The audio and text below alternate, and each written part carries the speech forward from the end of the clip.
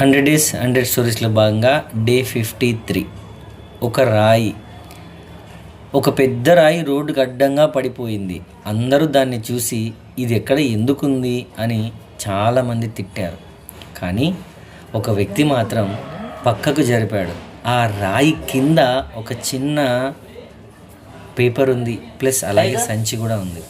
అందులో డబ్బు లేదు, ఒక చిన్న కాగితం ఉంది. అందులో ఇలా ఉంది: ఈ రాయిని ఎవరైతే తొలగిస్తారో వాళ్ళ కోసం ఈ బహుమతి. ఆ వ్యక్తి నవ్వుకున్నాడు.